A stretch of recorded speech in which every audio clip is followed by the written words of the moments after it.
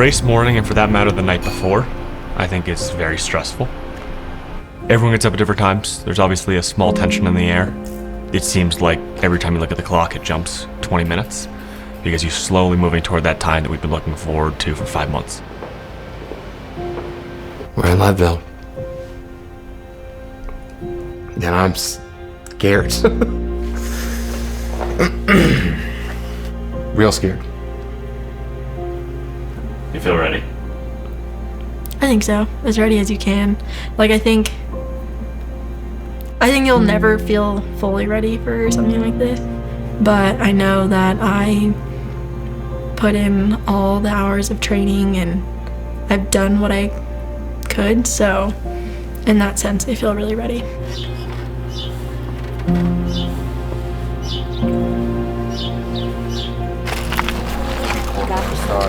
Because it's all downhill.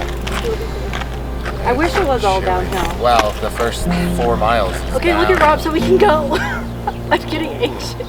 Once we're in the corrals, just standing and waiting for our wave to start is going to be the most painful part of the whole project.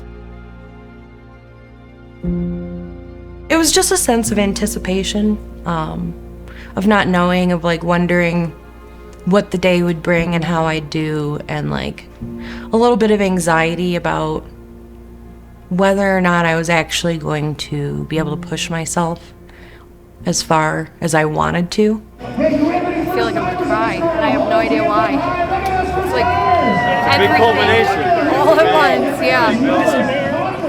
As I was sitting in the corrals and you could hear them counting down each corral, that's when all the feelings came flooding in. And it was like everything culminating in this moment and the energy there, and you could just feel the excitement and the nervousness of everybody around you. And it was like, okay, this is it. This is like the moment where you either prove yourself or you don't. And that's such a heavy weight. 20 seconds to go. 20 seconds. Oh, shit. I'm like shaking. And as we pulled around that corner and you saw the like starting space and the mountains behind it, it just like takes your breath away. And I just started crying, and I couldn't stop for probably the first couple miles of the race, because it was just like everything you've worked so hard for the last 4 months, and you've gone through this whole like insane experience, boiled down to that moment. I think what I'm looking forward to most is if I have the legs and I have the day and I do finish, that even if they don't get it, I can be a superhero to my kids, that I can be a superhero to my wife.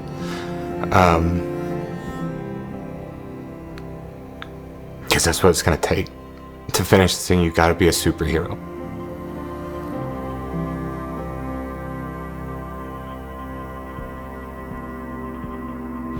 All right, talk me through your ride so far. Cold. That's it. Yeah, going up St. Kevin's was, that climb is really hard, I think, especially just because me personally, like, I go into it so cold. So, like, I felt fine at the start, but then just, like, the however many miles downhill with the wind, and it was, like, I don't know, 45-ish degrees or something this morning. So, like, I was freezing, so then my muscles were tight. So, every time I've done Kevin's, I think that just makes it harder. Oh, St. Kevin's. We're having a blast. I don't want to talk. That climb was chaotic. 15 minutes in, I was forced off my bike for the first time. But hopped off my bike, walked to a place where I could get back on, hopped into the stream. That happened 2 more times. I was forced off my bike 3 times. And so you start to get this little in the back of your head, like, hey, are you gonna blow your first, like, pace number? Like, you've just started this thing. You can't be slow up to the top.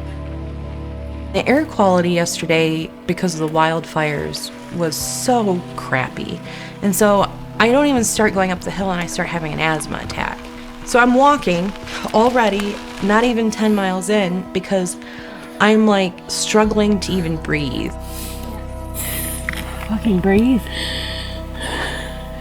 My asthma. It's not good today.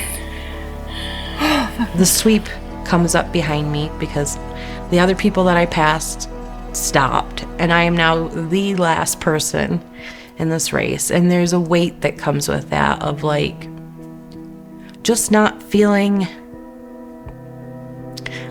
you're not good enough because you're like the dead last person, you know? And you're here trying as hard as you can, and you're still like just barely scraping by, and you're only like 10-11 miles into this. And the sweep was absolutely amazing. His name's Ryan, and there was actually two of them. They were both named Ryan.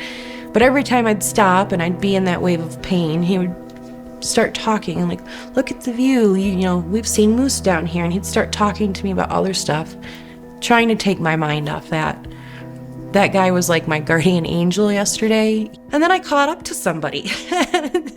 And then the moment I was like, oh my God, I caught up to somebody, was such a moment. And it was Heather, this woman I had met at camp. And she's like, Kimberly. And I'm like, Heather. And she's like, I thought I'd see you. And it was like this, I wasn't alone in that moment anymore. It was me and Heather fighting together, and that was huge. But we both decided that once we hit that aid station, we were done. We were toasted, we were out of energy, we had given it our all, and we were just done.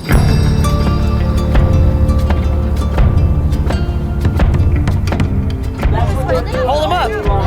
So, way to go up to some of the other on the brakes.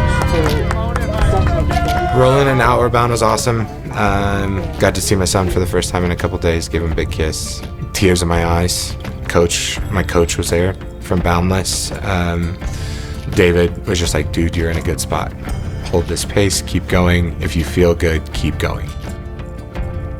I think they asked me, how you feeling? And my thing was like, I feel like a superhero. I pulled into the aid station fully expecting to quit.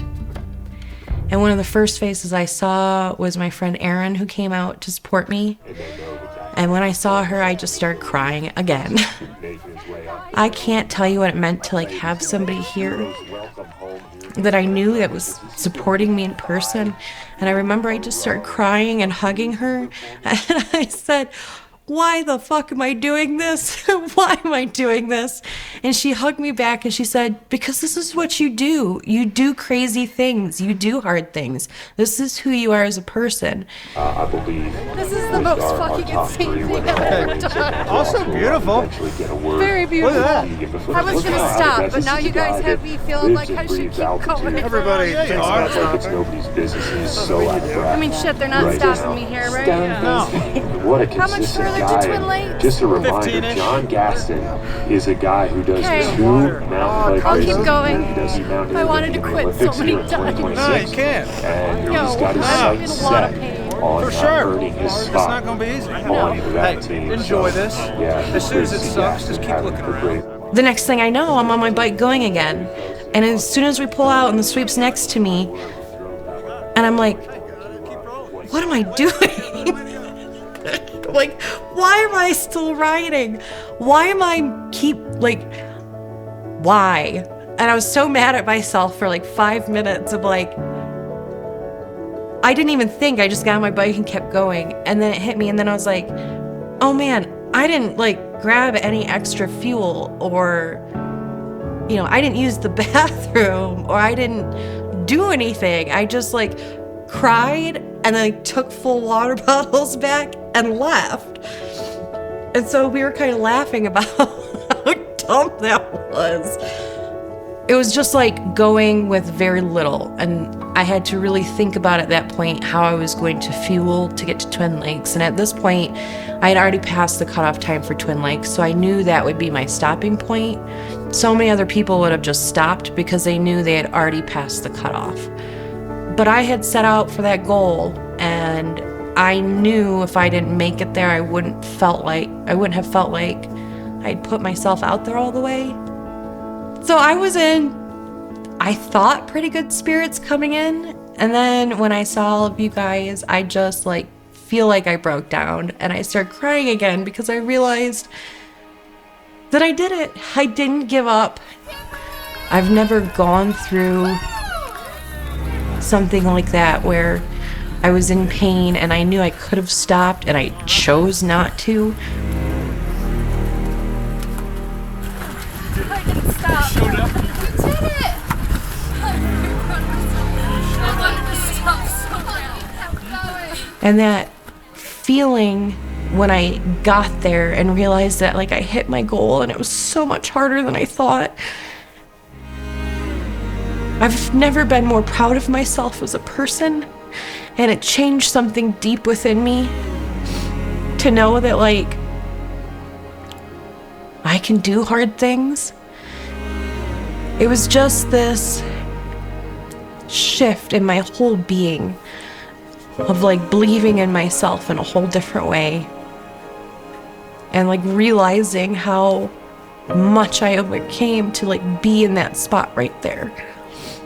And I don't think I can ever really find the words to describe what I felt in that moment.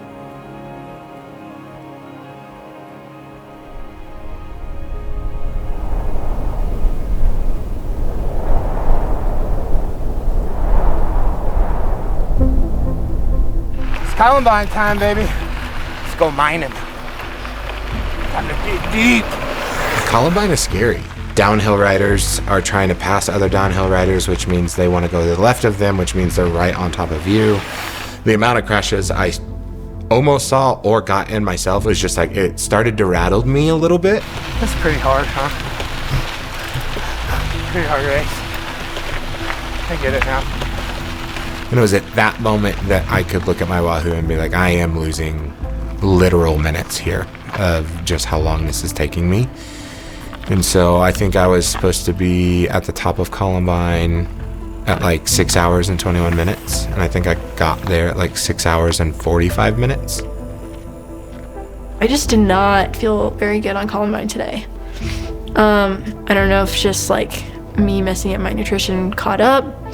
It was a little more chaotic with like people like flying past me on the left. All of the people on the right side, and then just trying to get into a position that I like wanted to be in. And so yeah, it was hard. It was harder than I was expecting. I'm Greta's roommate, Lily. Woo! She's crushing it. Yeah. I like teared up when I saw her at the last one. Got it. I think this is like just the very start of her biking career completely. She's gonna be full cyclist, maybe triathlete in the next few months for sure.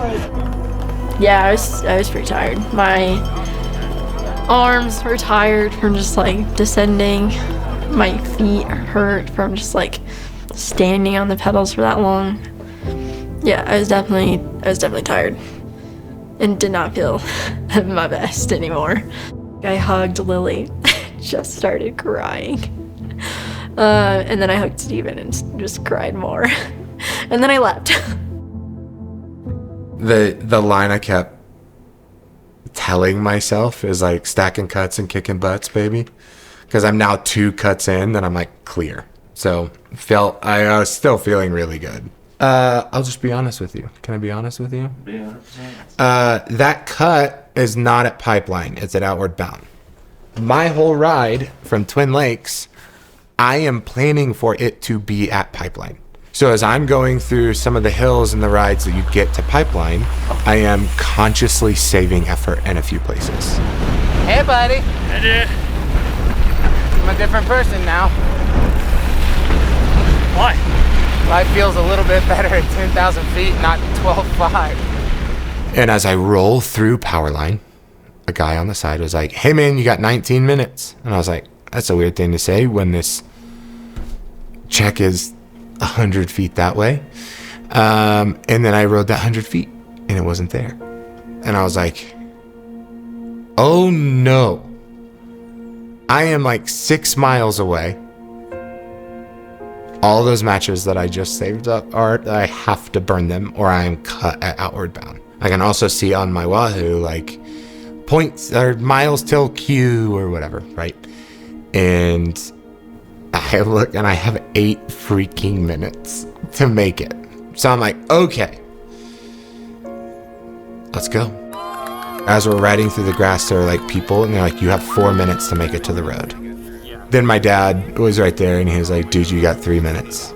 You have to just let it go.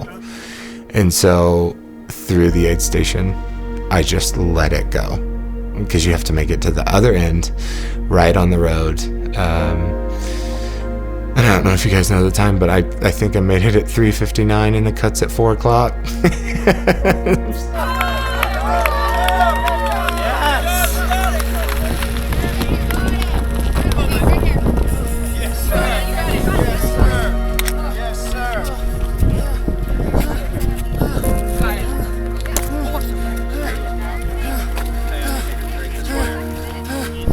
I gotta take a minute. Caleb, you've got to move your ass. Let's go. Everyone was there on the road for me, ready to fill me with bottles, and I couldn't breathe, I couldn't think, I couldn't see. People are yelling, people are encouraging, people are like, hey, we gotta go. It's time to go, it's time to go. The whole time in my head was, guys, that was it. Like, that was the race for me.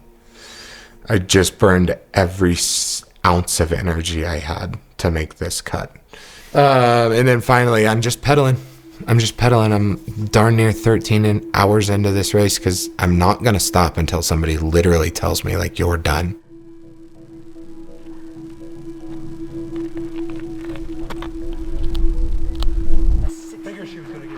About mile 90, I look up the hill, and that's when, yeah, some of the crew was there. They had come down to find me because people hadn't heard from me for a long time. We're at Carter Summit, and I got cut 13 miles from the end of this race.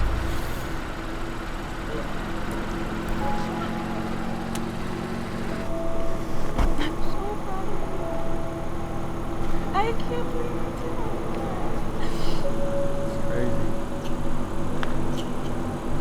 Oh, I blew up, guys. I started real good. Oh, I started real good. The honest truth is the wheel started unraveling on Columbine, and I was fighting to make time cuts from there on Twin Lakes, outward bound.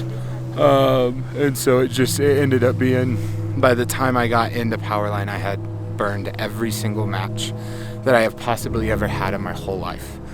And I could barely move. I was cramping, I was running out of water, so I tried real hard, guys. Sorry. Why? It's a bummer. But I did like 90. I get how it's a bummer just because, like, it sucks that you're so close and it's just, like, disappointing because you wanted that moment. I did want that moment. The fact that you did that is so incredible. It's gonna take a long time to get over today. But I told you guys that this was the opportunity for me to swing back, right? Or do whatever to my inner monologue. Yeah, I didn't finish, and that hurts.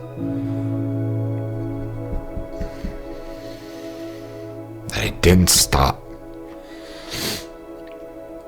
Pedaled longer than I should have. I had moments where everything was awesome. And I had moments where everything was really, really bad. So whatever I tell myself in the dark moments or in the quiet, what I did today, it holds no purchase. I took the biggest swing I could. I laid everything, my body, my mind, my spirit out on that course. And you know what? Some days you get race brain and forget where a checkpoint is, and you burn a lot of matches, and it's just not your day. But man, for about 50 miles, it was my day. Oh, it was my day.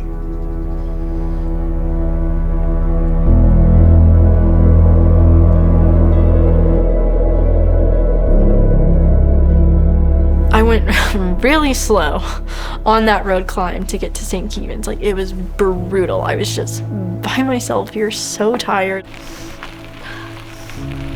And then when I got to the top of St. Kevin's, And I knew I had like an hour, and I was like, okay, like I know if I drop the hammer, like I can do it. Like I know I can do it.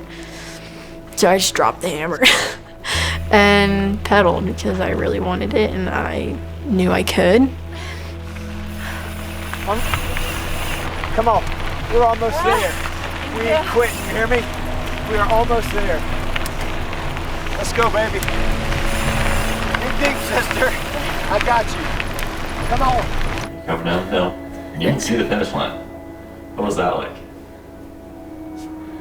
That was pretty crazy. Like,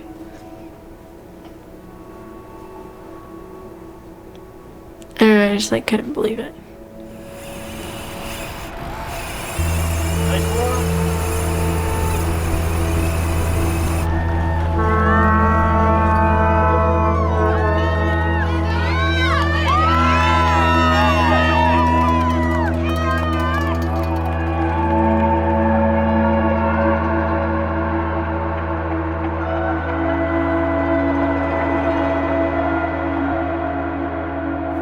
Like I just worked so hard to get there.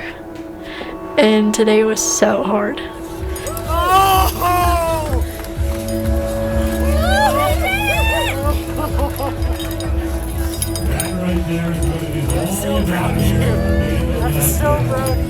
Like I truly just like couldn't believe I finished the race and was under 12 hours to get the buckle. Like that's insane. I think I'm coming away from it with a positive mindset too, just because I don't know, honestly, like just the people. I feel like the connections and relationships that I've built because of this project mean way more to me than that little belt buckle. There's no reason for a bunch of otherwise strangers, because we've spent such small amount of time together, to feel like a family as much as it does. To see everyone there, still there. It was everything I wanted.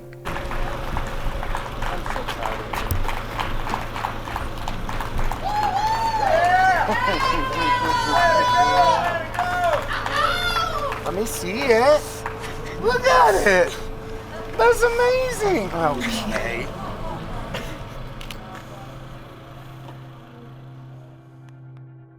But she took her medal off and she put it around my neck.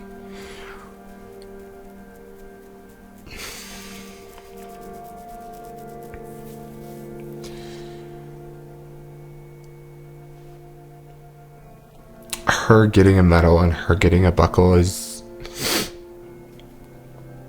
just as important to me as me getting one. Yeah, she didn't have to do that.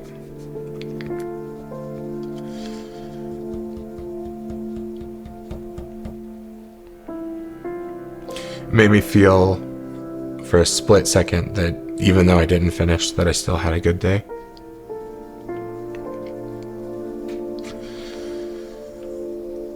So I said I was gonna finish or die trying. I almost died trying. I know how hard he worked and how much he wanted it, and like the race is so mental. And he had it. And so it just broke me. And it's doing it again.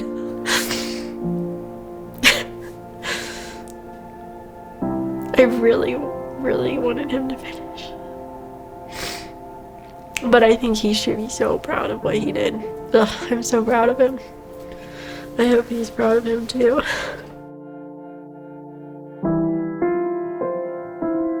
Caleb before From the Ground Up was really scared of a lot of things. I used humor to always deflect that. Scared of people, scared of being close to somebody, scared of you name it, scared of everything. Caleb after is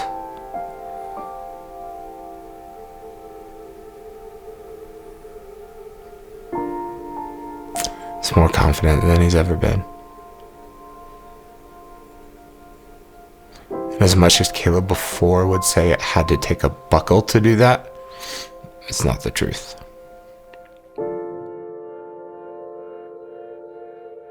Taking the time to just meet everyone and like build those connections, like for me that is more of a like more how I would define success.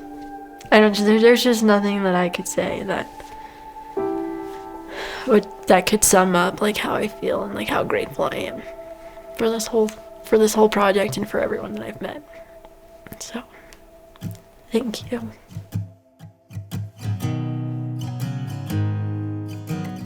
The way I've changed is on such a deep, fundamental level.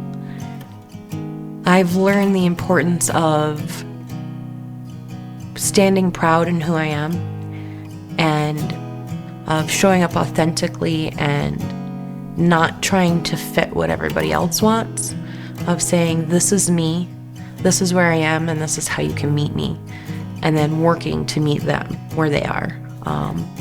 I have learned to embrace myself and my autism. I've learned a very deep self-love and appreciation for what I'm actually capable of. Because I've really surprised myself in this. Looking back, I feel like I was this lost, insecure person. And now I feel confident. I feel full of self-love. I don't feel lost. I feel like I have a very clear vision of who I am and what I can do with myself. And I'm already looking forward to the next hard challenge and next crazy thing I want to take on. And this is just the beginning of my story. I have unfinished business here. I will be coming back to Leadville at some point. Moving forward, I'm not ever gonna say, I can't do that, that's too hard, because I know it's just not true anymore. The connections I've made and the people that saw me for who I was and loved me and believed in me this whole time, I can't wait to give that to somebody else and to pay it forward. That's like all I want out of life. I just want to help people and I want to impact others in a positive way.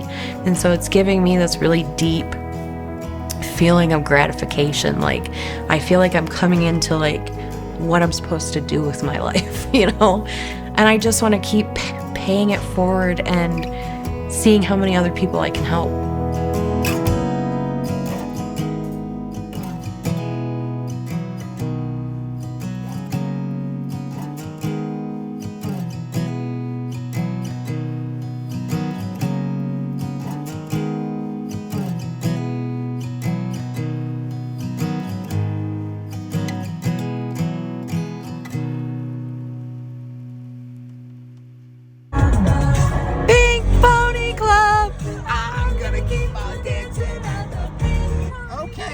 Okay. Finish a ride, and then he puts his dog in your arms. Whatever. This is from the ground up.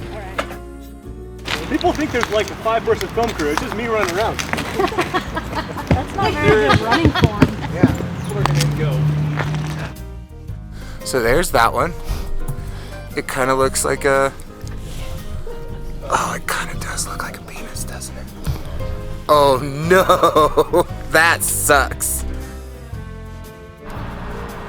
Hi, welcome to my home. Okay. We can't do this. I am hungry. The hawk is coming. Oh, he got ya. He's gonna lift you away. The hawk's gonna take you away. Oh, now you've been taken. Now you've been taken. We're up in there somewhere. And now we're here.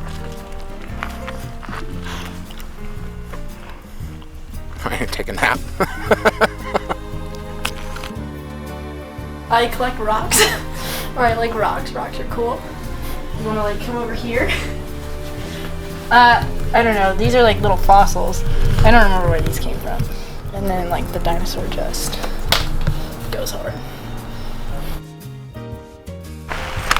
Don't listen, guys. I know I have an engine, but we're still working on cycling efficiency. Making an attack.